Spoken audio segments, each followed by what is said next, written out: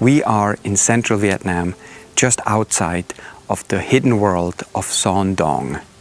Son Doong is the world's largest cave system, and what we're doing here is we're writing TV history.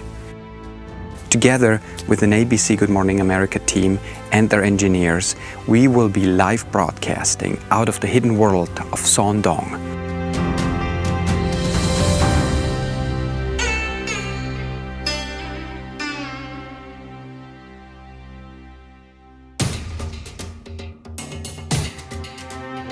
We actually flew into the jungle by means of a helicopter because we had so much equipment.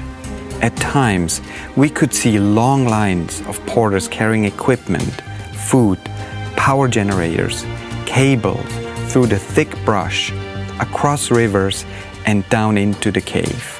We had to continue to cross rivers, trek through the jungle, rappel down walls and make our ways through very narrow areas of the cave.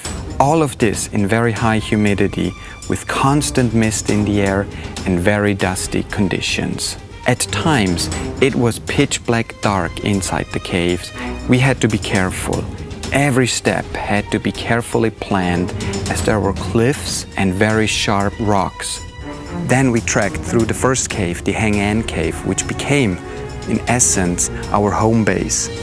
George, I am way down here. From the perspective you can see me about 400 feet below the top of one of the world's largest caverns. It is inside a mountain, inside a jungle in central Vietnam. And this, I have to be honest with you, has been one of, or the, I would say, most difficult, dangerous, and grittiest assignments I have ever been a part of. We've been staying in these tents, we've been cooking over fires. This, again, is very remote. We are not close to any civilization. This is brand new to our world, this subterranean, surreal life that has been revealed, and now you get to be a part of it. Inside the Son Doong Cave, there are two areas that have a big, huge hole in the ceiling about 300 feet above. Those are called dolines. And we've been using the DJI Inspire 1 as well as the Phantom 3 to see what kind of footage we could get flying inside those massive caves, and both have performed flawlessly. The focus of the trip was to get aerial footage from inside the world's largest cave.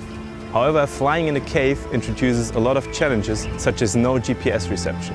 The caves are big enough to create their own climate zones, including clouds and fog, so conditions changed constantly. We faced temperatures as high as 40 degrees Celsius and extreme humidity up to 95%. Because of the gigantic dimensions of the caves, our depth perception was very limited. Therefore, we had to rely solely on our line of sight and the live view from the camera.